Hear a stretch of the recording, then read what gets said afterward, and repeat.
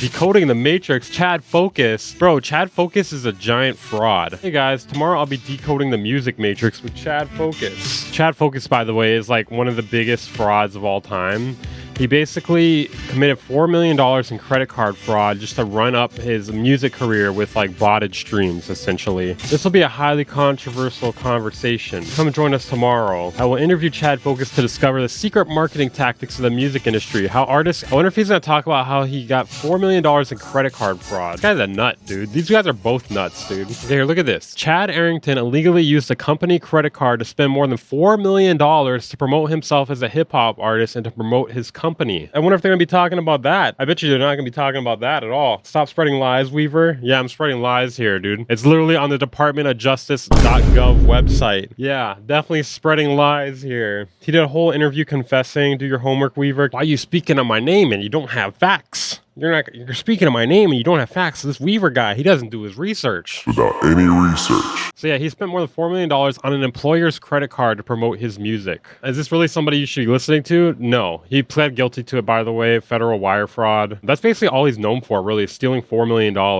It's funny because like a lot of people on music production YouTube try to act like this guy's like a good guy or something, or that he's changing the game. He's decoding the music matrix. He will talk about the reality of the music industry. He's talking about the reality of credit card fraud, essentially. You're making this all up, Weaver. Nice try. Did he go to jail for the stolen money? Yeah. Let me see how long. If he's rich, we should listen, guys. I don't think he's rich, man. I think he was probably in debt, if I had to guess. He was released on March 21st, 2023. Let's look at his Wikipedia here. Although that can be edited. I don't know. He did have one song that peaked on the charts in 2018 at number 35. Keep in mind, though, this is after he spent $4 million promoting it, though. And he also, wait, look at this. You gotta look at his SoundCloud, too. I did a video about this. I don't want to watch the video on stream, though. You guys can watch the video if you want. But look at his SoundCloud. This is hilarious, dude. He's only got 2,900 followers. And like the numbers don't match up, dude. Like he's got 101,000 plays, 29 likes. Yeah, this guy cracked the music matrix here. He basically paid for a remix with T-Pain. And that is the only song he has that's like got some like real, I don't even know if these are real numbers still. This is still fake, I'm pretty sure. Because 4 million plays, 2,000 likes.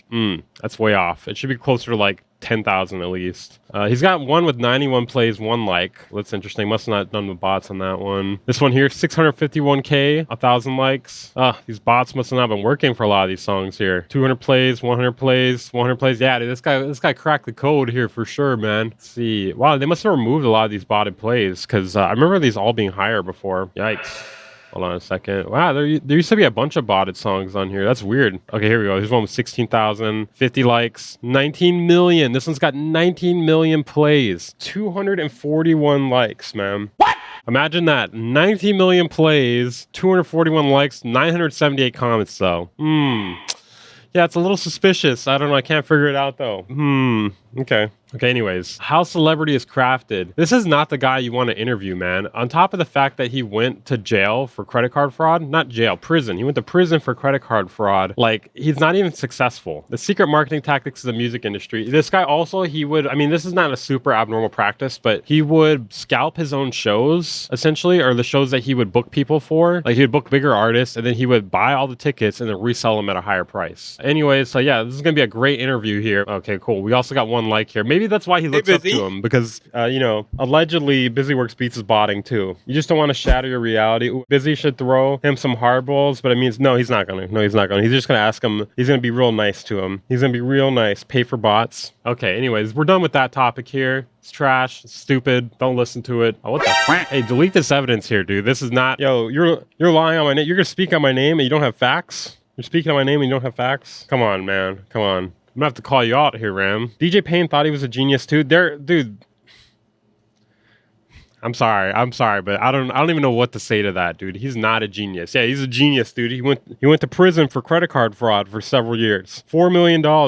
He stole $4 million from his employer and went to prison for it to get a song number 35 on the fucking Billboard chart. That's some smart shit, dude. That's some smart shit. Now I see you're just a pothead. We got how rappers fake their streams. That's kind of relevant, right? I wonder if we should watch that right now, just because it's relevant. I mean, I'm kind of curious about this fake the stream was one. Okay, so 17 minutes. I mean, if it gets too long, we'll just skip through it. I'll learn how to get those numbers up, my guy. True. Well, apparently you got to do $4 million in credit card fraud. That's the trick. They also, and you guys all know, anyone in the industry watching this, you know this guy and that company, I won't say the names, but they boost the streams and they boost the sales. Yeah, it's definitely super common, especially in the mainstream side of things. Now, rappers faking their I mean, it should be pretty obvious because like sometimes the numbers look really inflated and they're talking about, oh, this guy sold this much. This guy only sold 30K this time. What's going on? streams, not something that should surprise you. A lot of us are already hip to the game. In this video, I'm gonna uncover some things and give you a little bit of insight into how this is being done. Also, gonna touch on a story regarding another rapper exposing how he's getting screwed over by the industry behind the scenes. Please don't say Chad Focus. I swear to God, hold on, let me second check here. Okay, it's all about Russ. Okay, I was gonna say this better not be about Chad Focus. Talk a little bit about this Russ story. If you guys don't know, The 4 million is a little more complicated than he stole money. The company was complicit in some dirty biz. Yeah, but I mean, at the end of the day, he used a company credit card for $4 million for promoting his music. It's not really somebody to look at it as a role model. what's going on. Russ recently decided to come out and expose some things about the Was this recent though? I thought he did this a long time ago. music industry after he was done dirty behind the scenes. Before we move on, just a quick little introduction on who Russ is. I'm sure most people are familiar with him though. Russ is a 30-year-old rapper, singer, songwriter, producer, and engineer. Okay, does it all. Out of Atlanta, Georgia. He's a very successful artist in the industry, has been going strong on a big level for over 7 years, and has an extensive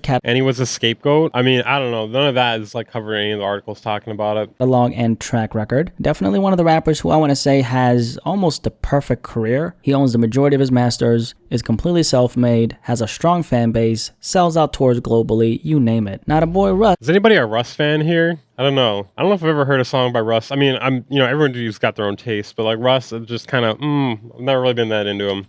recently ran into some trouble with the corporations of the industry, and he decided to expose it all. They play this man like the damn flute, and they were not expecting him to go off like this. They thought he would hold his tongue because that's what most artists do. And to be quite honest with you, that's probably what I would have done because going against the industry in this fashion can sometimes be dangerous. Now, I'm not a conspiracy theorist. There's probably gonna be some allegations that pop out against him pretty soon. However, am a realist theorist, and I always like focusing on the things that are tangible and in front of us. However, when it comes to going against the music industry as an independent Are you a huge fan of Russ? entity like Russ himself, you are opening yourself up for a lot of things that you might not necessarily want to deal with. When someone threatens the status quo and goes against the corporations, what tends to happen is they become an enemy of a bigger establishment. Now, Russ is someone who's secured his future. He's completely independent, doesn't depend on a major label to keep his business running, and so now he's at a place where he's speaking his truth as he sees it because he can afford to do that. Russ has what we call FU money. He's making hundreds of thousands every And you guys got FU money in the chat? single week and has been on that trajectory His interviews are inspiring. It took me some time to get into it, but worth it. Yeah, I mean, like I'm actually more into him talking than his music, but maybe I haven't sat down and tried it enough. for almost a decade. So his belly is full, pockets good, fan base intact, all that good stuff. What happened recently is Russ dropped an album titled Santiago.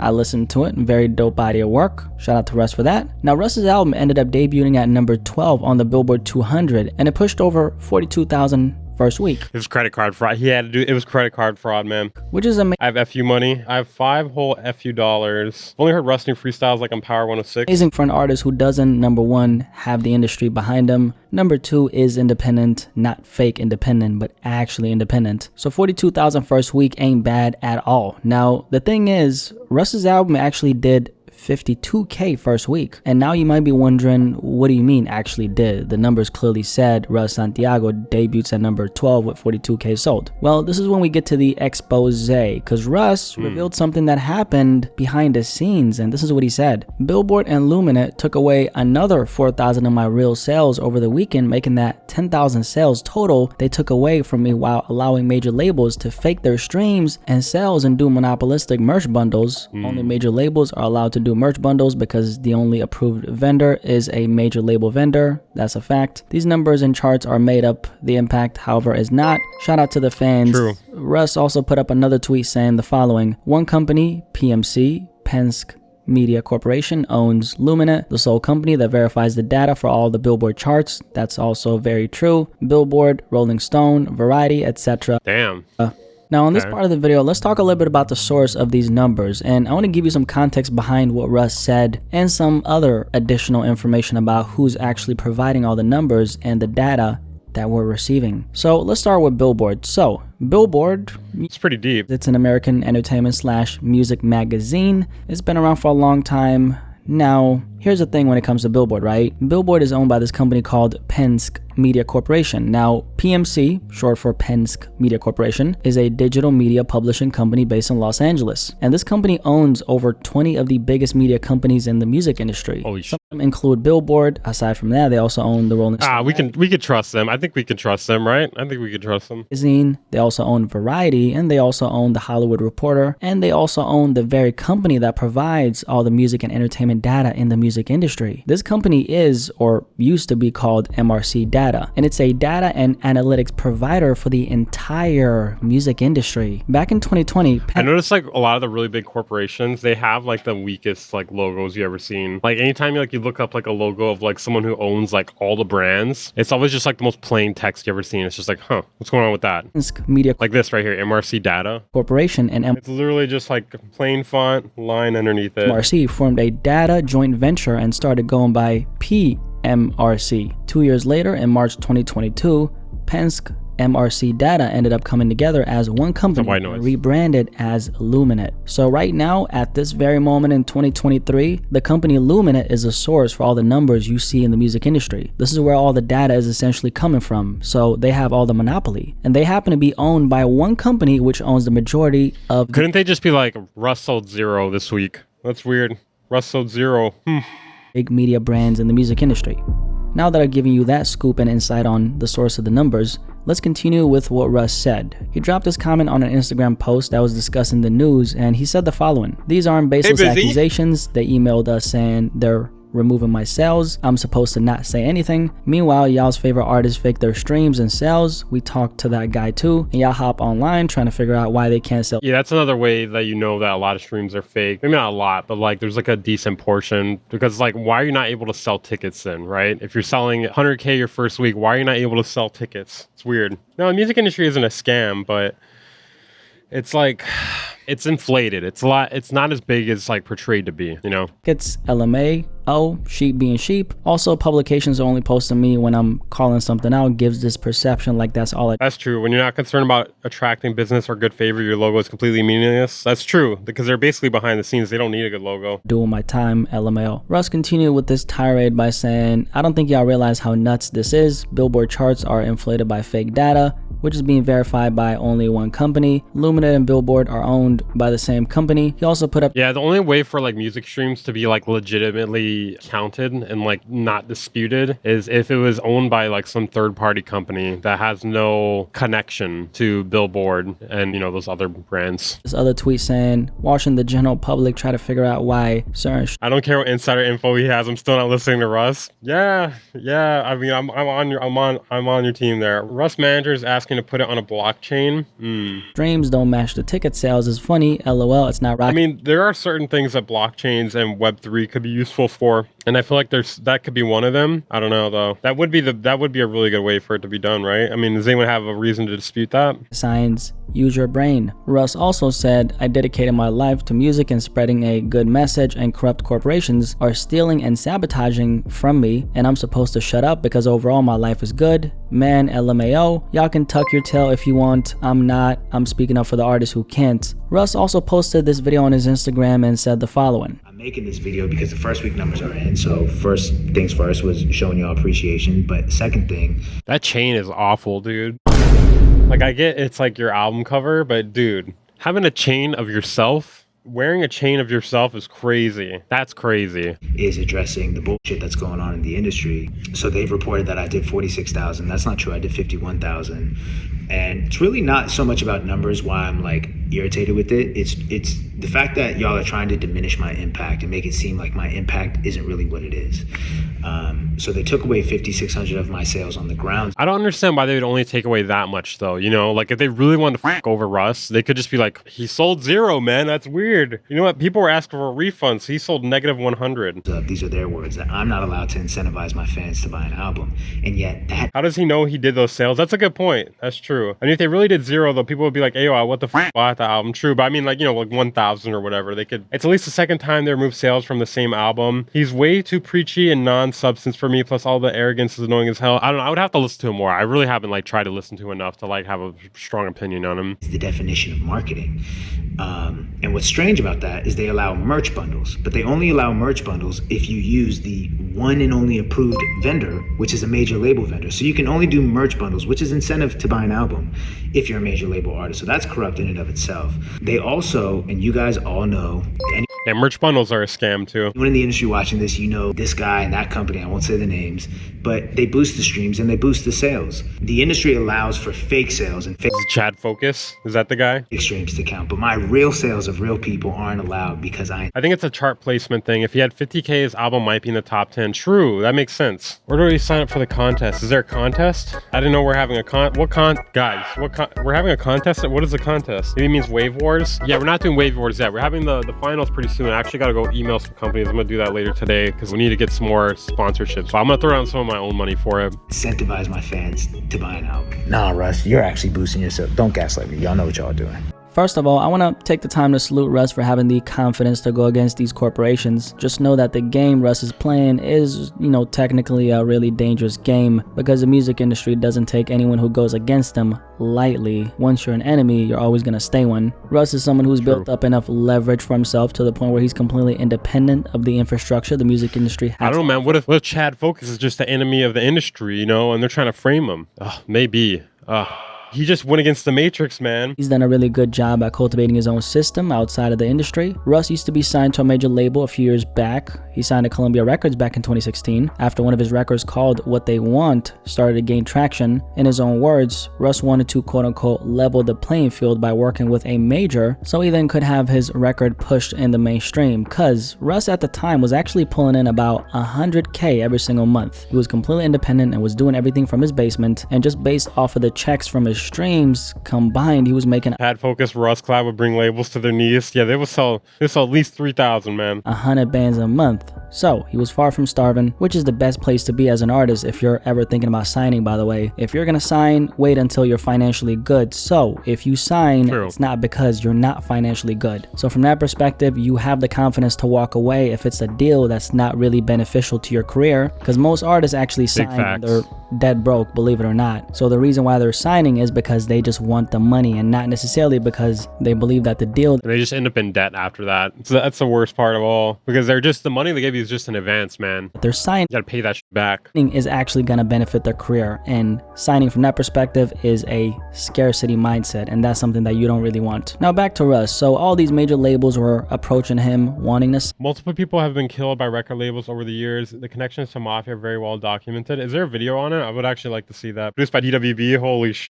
Dude, the world couldn't handle that collab. The world cannot handle that collab. Sign him because he built a sustainable foundation all by himself without the help of the industry, and that's when they usually come to the artist. So see, Russ that would be the real exposing the music industry video, man. was very aware of the power he had. He was making good ass money without anyone's help. In the end, he decided to sign a partnership deal with Columbia Records and was on the label until 2020. That's when he parted ways with him, and he's been independent ever since. Now, the thing about Russ right now is he's a break in the pattern. He's doing things independently at such a high level to the point where he's setting a certain precedent that's not all that beneficial for the music industry. There's a video about life insurance policies labels take out on artists. If there's one rapper who's a threat to the labels right now, it's this guy right here. And it's not that Russ is a, one-man army who's doing everything by himself, because he has a team of people he works with like any successful artist. It's just that Russ managed to gain all this industry experience by being signed, and he really had no plans to be in bed with the corporations forever. One of the things that he was intending to do was to hold on to as much of his power as possible, and he had this in mind when he signed. Now, as for what Russ said regarding Get Vlad to narrate it. Jesus Christ, dude. It's actually worked into the recording contract called the Death Clause. I think I've heard of that before. inflated streams, my favorite part of the video is coming up right now, so that's not really a secret. He brought up something interesting on that one tweet when he said, watching the general public try to figure out why certain streams don't match the ticket sales is funny, lol. It's not rocket science. Use your brain. What Russ is essentially saying is streams can be manufactured, hard tickets, however, can't. And that's a fact. This is why you should never put too much weight on an artist's monthly listeners or their streams. I mean, there's a rapper who was popping a few years ago who recently dropped an album who just canceled his entire tour and he had over 20 million monthly listeners on Spotify. I'm sure you know what rapper I'm talking about. I don't. Does anyone know what rapper he's talking about? I'm going to be talking about that. There's multiple names you can look into. One of them is Morris Levy. All right, let me type that in here for later. Interesting. Mafia's involvement in the music industry. Holy shit. Okay, we gotta look at that later. Very soon. But this is especially relevant when we have, let's say, an artist who doesn't have that long of a track record. Because there are a lot of people in this industry who come in with a not so extensive track record. And a lot of times the history that does exist on them is actually a fabricated story that's been closely manipulated and edited in order to I bet it's Destroy Lonely. make their success appear as organic. Talking about death and shit. I'm just trying to make some beats. So they have a bunch of manufactured streams on, let's say, Spotify, Sam Cooke's Unusually Shady Death. Go on. Okay, we'll look into that later. where it's visible, and they build a little bit of fake hype on You social. need to make a spicy documentary type video on this stuff, Weaver. Yeah, I'm gonna end up dead though. I'm gonna end up dead. I'm just gonna start the stream. Like the stream's gonna start and I'm gonna be dead when it starts. Media by allocating a lot of their funds towards And it's gonna stay behind me. I did this to myself. Don't look into it any further. advertisements, specifically with the help of hip-hop I'll say it in the background here. It wasn't the music industry. It wasn't Chad Focus. media outlets, and part of building that fake hype. I almost forgot, okay?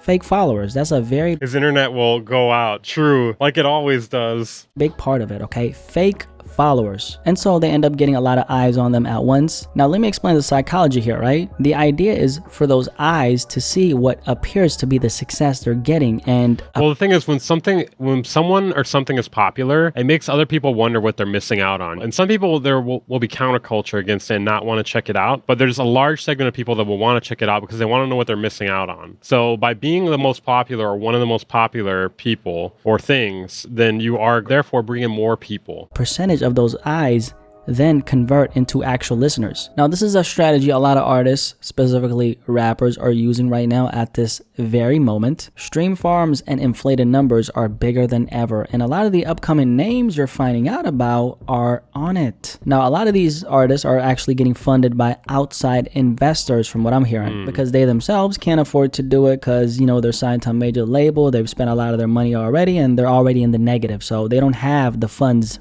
Busy paid him a visit. Last one, the incredibly well-documented connection between the mob and the jukebox industry.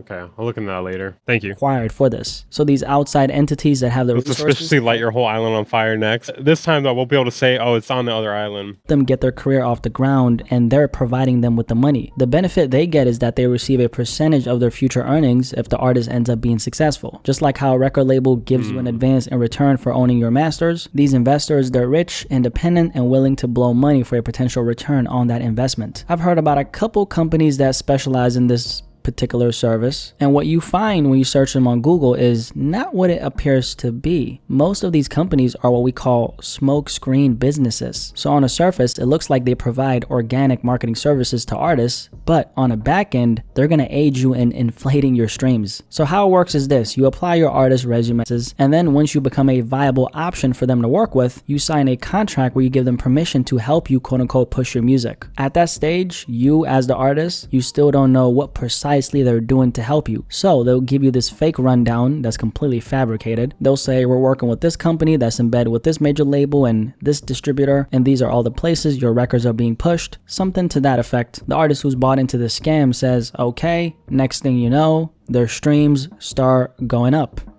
The reason why it's so hard to find these companies is because unless you know certain people in the industry Well, we know why this scam is hidden. who, number one, are connected to the people who indulge in the scam, and number two, are actually willing to share it, you're never going to find out about it. Because once it goes mainstream, it's not going to work, so this is forever going to stay underground. These companies also don't work with everyone. Artists have to go through a lengthy vetting process to even be considered, because if they work with the wrong people who don't know how to keep things private, their cover is going to be blown. And a lot of these companies actually work under a lot of the major labels, okay, like some of the biggest labels. And this is something someone told me in confidence, and they allowed me to share it for this particular video. I'm not going to say no names, and please don't ask me what the company or anything like that is, What's his name? What's his name?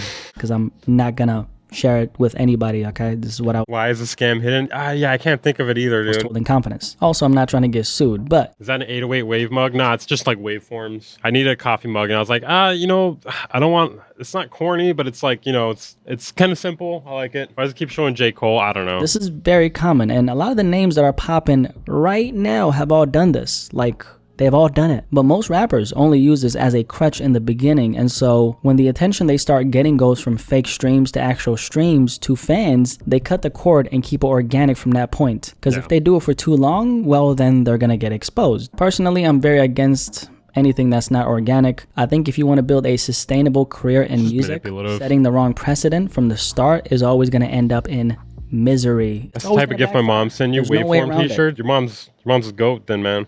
Faking streams ain't no different from what they be doing in the fitness community with the fake weights. You can pretend that what you're doing is working, but really you're just hurting yourself. Even if it works, your foundation is built on something that's not real. And the reason why faking your streams always backfires is because, number one, you're building a house on shaky grounds. Number two, the points on a board aren't real people. They're just digits which have no ties to the real world or real people. So you're not really growing your influence, you're just paying money for essentially appearing as a success. And number three, 95, probably 99% of the artists who do this don't get anything additionally on top of the fake streams, meaning they spend a bunch of their resources to inflate their numbers, and then there's no actual overflow of fans that come as a result of that. Because that's the idea. You spend a bunch of money on fake streams and then you get shit popping, right? Number four, when you get exposed as a fraud, because you will, you now don't have a career in music because you're a fraud, a phony, and a clown. Number five, that money could have been You're a Chad Focus, basically. How's your little music thing going, sweetie? allocated towards improving as an artist, which Do you have a lot of followers?